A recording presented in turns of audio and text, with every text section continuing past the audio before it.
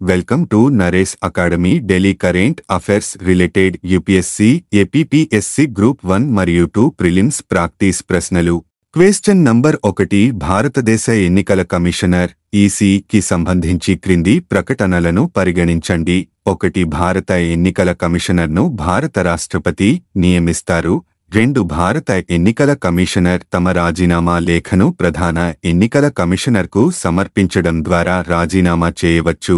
3. భారత ఎన్నికల సంఘంలో కేవలం 3 ఎన్నికల కమిషనర్లు మాత్రమే ఉండగలరు. పైన ఇచ్చిన స్టేట్మెంట్లలో ఏది సరైనవి? 1 మాత్రమే, 2 మాత్రమే, 2 మరియు 3 మాత్రమే, 4 1, 2 మరియు 3. జవాబు 1. వివరణ స్టేట్మెంట్ 1 సరైనది. భారత ఎన్నికల కమిషనర్ను భారత రాష్ట్రపతి నియమిస్తారు. స్టేట్మెంట్ 2 తప్పు. భారత ఎన్నికల కమిషనర్ తమ రాజీనామా లేఖను ప్రధాన ఎన్నికల కమిషనర్కు కాకుండా రాష్ట్రపతికి సమర్పించడం ద్వారా రాజీనామా చేయవచ్చు. స్టేట్మెంట్ 3 తప్పు. ఆర్టికల్ 324 ప్రకారం ప్రధాన ఎన్నికల కమిషనర్ మరియు ఇతర ఎన్నికల కమిషనర్లు సంఖ్యను రాష్ట్రపతి ఎప్పటికప్పుడు నిర్ణయిస్తారు. ఈ కాన్సెప్ట్ వార్తల్లో ఎందుకు ఉంది? ఎన్నికల కమిషనర్ అరుణ్ గోయల్ అనూహ్యంగా శనివారం తన పదవికి రాజీనామా చేశారు. రాజీనామాకు రాష్ట్రపతి ద్రౌపది ముర్ము వెంటనే ఆమోద ముద్ర వేశారు. మార్చి 9 నుంచే రాజీనామా అమల్లోకి వచ్చినట్లు కేంద్ర న్యాయశాఖ గెజిట్ నోటిఫికేషన్ జారీ చేసింది. ఆయన రాజీనామాకు కారణాలు తెలియరాలేదు. గోయల్ రాజీనామాతో ఎన్నికల సంఘంలో ప్రస్తుతం ప్రధాన ఎన్నికల కమిషనర్ రాజీవ్ కుమార్ ఒక్కరే మిగిలారు. సీనియారిటీ పరంగా రెండో స్థానంలో ఉన్న కమిషనర్ అనూప్ చంద్ర పాండే ఫిబ్రవరి 14న పదవీ విరమణ చేశారు. కేంద్ర ఎన్నికల సంఘం కమిషనర్ల నియామకానికి కేంద్ర ప్రభుత్వం కొత్త చట్టం తీసుకొచ్చింది. దీని ప్రకారం 1. ప్రధానమంత్రి, 2. కేంద్ర మంత్రి, 3. లోక్సభలో ప్రతిపక్ష నేత నేతృత్వంలోని ఎంపిక కమిటీ చేసే సిఫార్సుల ఆధారంగా ఇప్పుడు వీరిని నియమించాల్సి ఉంటుంది.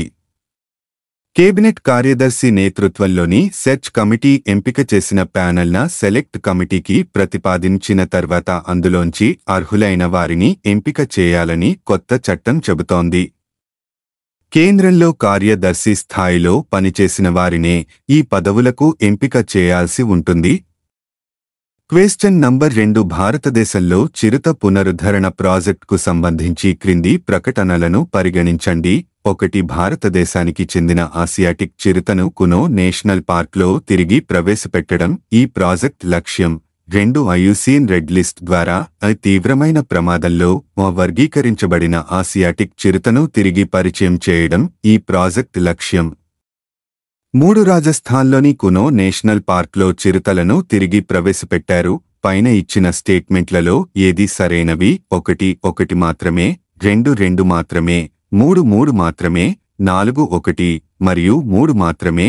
జవాబు 2 మాత్రమే సరైనవి. వివరణ స్టేట్మెంట్ 1 సరైనది. భారతదేశానికి చెందిన ఆసియాటిక్ చిరుత కాదు, ఆఫ్రికా చిరుతను కునో నేషనల్ పార్క్లో తిరిగి ప్రవేశపెట్టడం ఈ ప్రాజెక్ట్ లక్ష్యం. స్టేట్మెంట్ 2 సరైనది. ఐయుసిఎన్ రెడ్ లిస్ట్ ద్వారా తీవ్రమైన ప్రమాదంలో క్రిటికల్లీ ఎండేంజర్డ్ వర్గీకరించబడిన ఆసియాటిక్ చిరుతను తిరిగి పరిచయం చేయడం ఈ ప్రాజెక్ట్ లక్ష్యం. నోట్: ఆఫ్రికన్ చిరుత ఐయుసిఎన్ రెడ్ లిస్ట్లో హాని కలిగించే వల్నరబుల్ జాతిగా జాబితా చేయబడింది. స్టేట్మెంట్ 3 తప్పు. మధ్యప్రదేశ్లోని షియోపూర్ జిల్లాలోని కునో నేషనల్ పార్క్లో చిరుతలను తిరిగి ప్రవేశపెట్టారు. ఈ కాన్సెప్ట్ వార్తల్లో ఎందుకు ఉంది? మధ్యప్రదేశ్లోని షియోపూర్ జిల్లాలోని కునో నేషనల్ పార్క్లో దక్షిణాఫ్రికా చిరుతగామిని 5 పిల్లలకు జన్మనిచ్చినట్లు కేంద్ర పర్యావరణ, అటవీ మరియు వాతావరణ మార్పుల మంత్రి ఇటీవల ప్రకటించారు. ఈ కొత్త లిట్టర్ భారతదేశంలో జన్మించిన మొత్తం చిరుత పిల్లల సంఖ్యను 13కి మరియు పార్క్లో మొత్తం చిరుత జనాభా 26కి చేరుకుంది.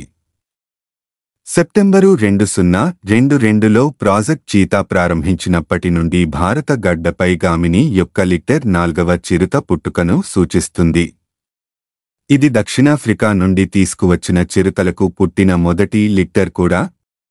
గతంలో నమీబియా చిరుతలు జ్వాల మరియు ఆశా పార్క్లో జన్మనిచ్చాయి. క్వెశ్చన్ నంబర్ 3 భారతదేశంలోని గిగ్ వర్కర్లకు సంబంధించి కింది ప్రకటనలను పరిగణించండి. 1 గిగ్ వర్కర్లు సాధారణంగా ఆరోగ్య బీమా మరియు వేతనంతో కూడిన సెలవు వంటి ప్రయోజనాలతో పూర్తి సమయం ఉద్యోగం చేస్తారు.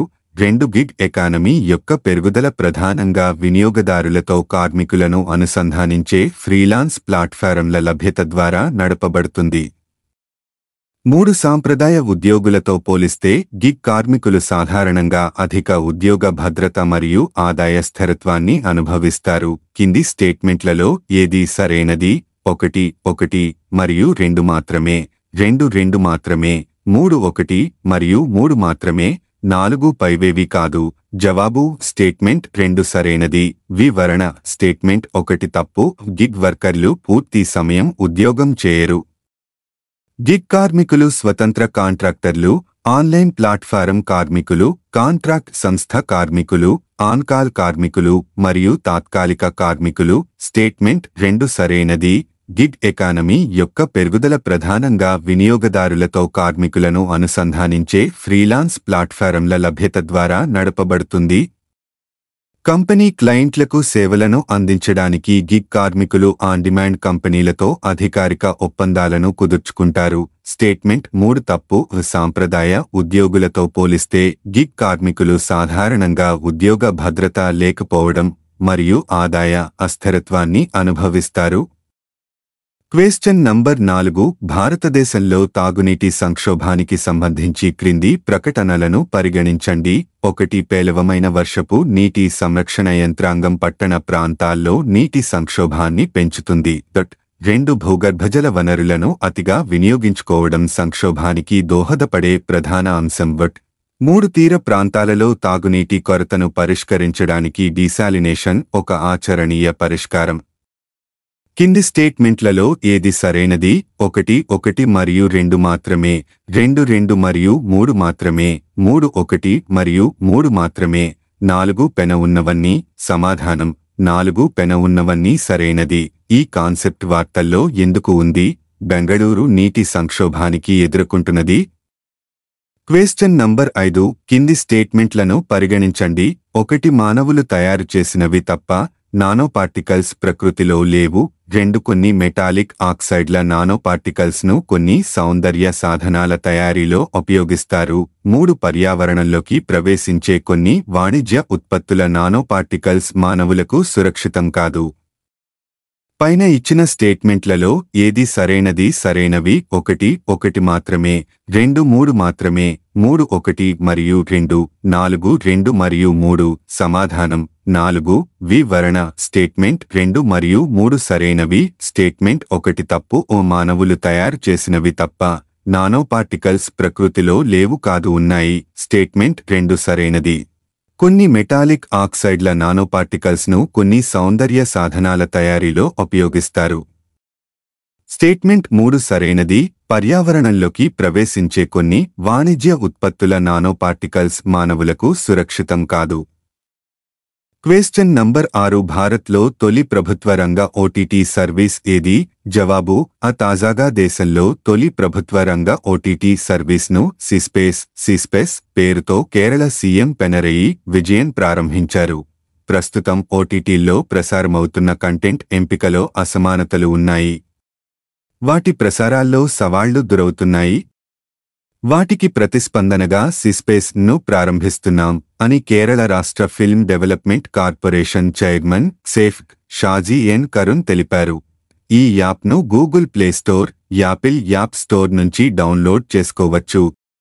ఇందులో ప్రసారమయ్యే కంటెంట్ను ఎంపిక చేసేందుకు 60 మంది సభ్యులతో కూడిన ప్యానెల్ నియమించారు. వాటితో పాటు ప్యానెల్ అనుమతి పొందిన షార్ట్ ఫిల్మ్స్, డాక్యుమెంటరీలు, ప్రయోగాత్మక చిత్రాలను స్ట్రీమింగ్ చేస్తారు. ఈ ఓటీటీ ద్వారా వచ్చిన లాభాల్లో కొంత మొత్తాన్ని చిత్ర పరిశ్రమలో ఉపాధి లేని నిపుణుల సంక్షేమం కోసం వినియోగించనున్నారు.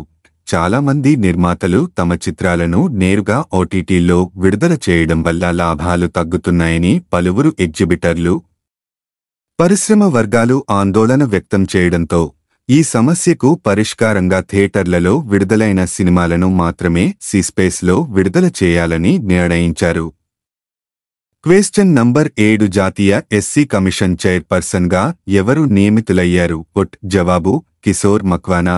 జాతీయ ఎస్సీ కమిషన్ చైర్పర్సన్గా ప్రముఖ జర్నలిస్టు, కాలమిస్టు కిశోర్ మక్వానా నియమితులయ్యారు. కమిషన్ సభ్యులుగా తెలంగాణలోని పెద్దపల్లి జిల్లాకు చెందిన వడ్డేపల్లి రాంచందర్, ఉత్తరప్రదేశ్కు చెందిన లవకుష్ కుమార్లను నియమిస్తూ సామాజిక న్యాయం, సాధికారిత మంత్రిత్వ శాఖ 09-03/2024న ఉత్తర్వులు జారీ చేసింది.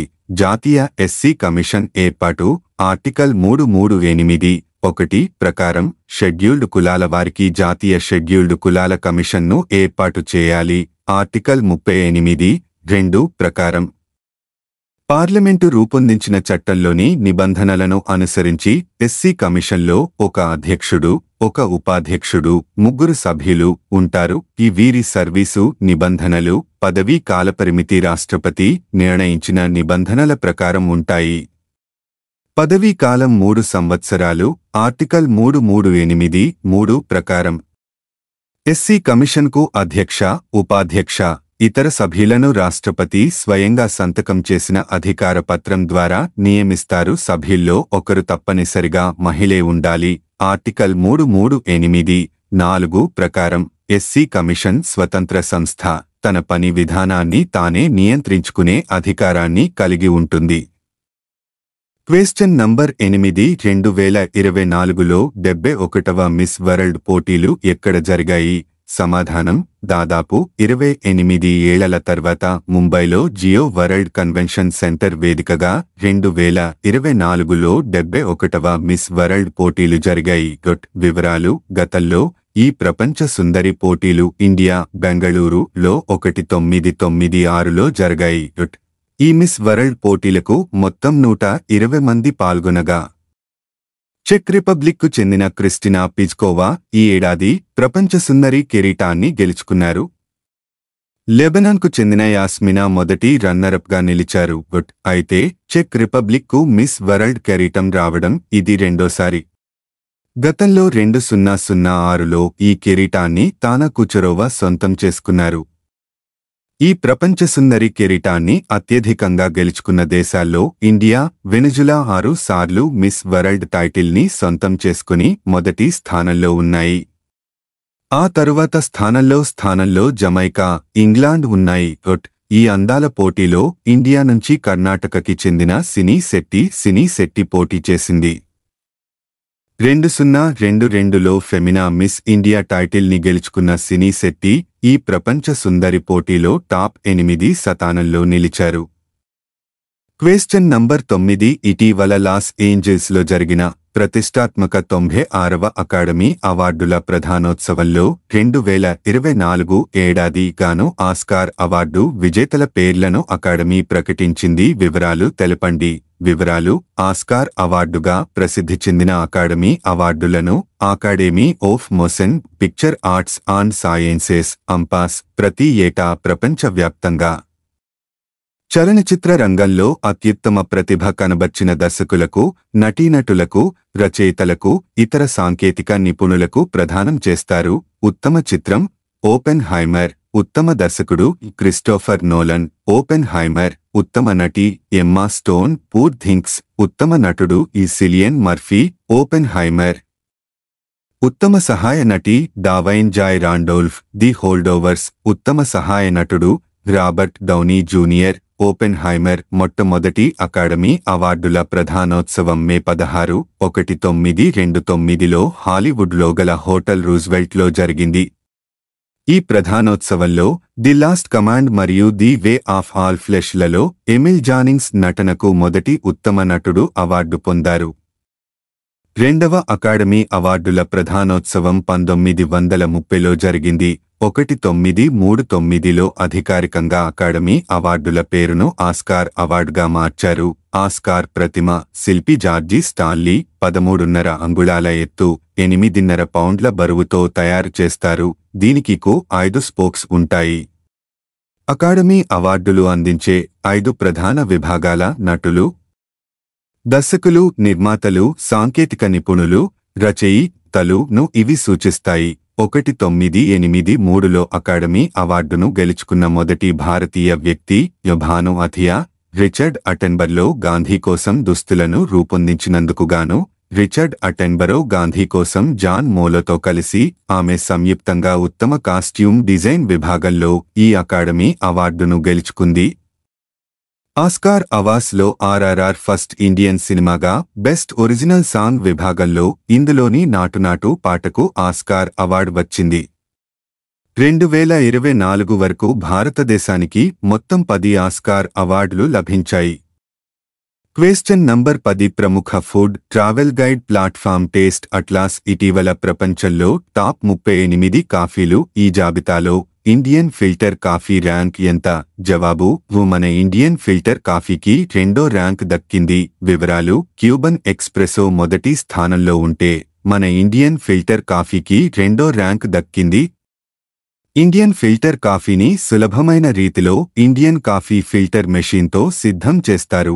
దక్షిణాదిలో ఈ కాఫీ తయారీ పేరొందింది. Thank you for watching this video. Please subscribe my YouTube channel name @Naresh Academy 5509.